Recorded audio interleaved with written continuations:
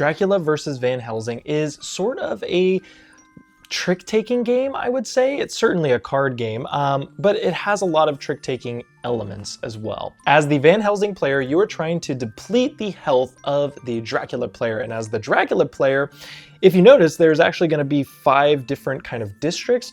You're actually trying to convert 4 of the humans in one of these districts to vampires. So basically have 4 vampires in one district, and you will win as Dracula. The other way you can win as Dracula is if the game ends. If you go 5 rounds and Van Helsing still hasn't killed you off, well, then you win as Dracula that way too. The game is very simple in structure. You're going to start off with a card, and each of these cards is going to be linked to one of the 5 districts. So you'll kind of have them on a nice little card stand, and you'll both have a set of 5 cards, just randomly distributed at the start of the game.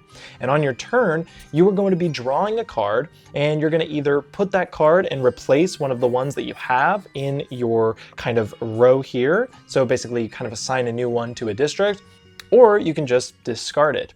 If you replaced one, the card that you just replaced will be discarded.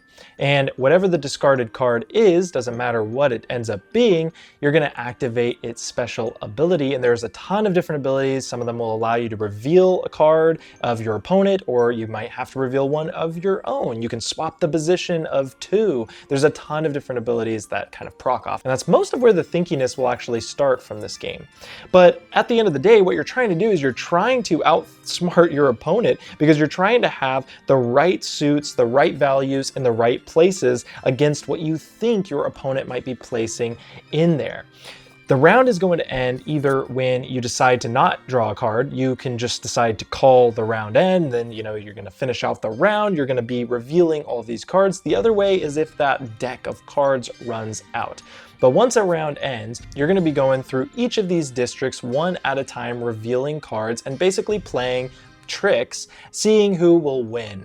Now, there's also these tokens on the side of the board that actually denote what the trump suit is and also the suit hierarchy. And there are cards that, when discarded, can change the suit hierarchy throughout the round, which matters a ton. But there's always going to be a trump suit. So whenever you reveal cards, if one of those 2 cards is the trump suit, it automatically wins. If they're both trump suit, the highest card in the trump suit will win. But if neither card is the trump suit, then it's just going to be the highest valued card. However, if they're both tied, then you're going to look at the suit hierarchy and that card will win. So you're going to be doing this for each different district. Every time that Van Helsing wins one of these tricks, they're going to be taking away one of those health tokens. Remember, they have to take 12 in order to win.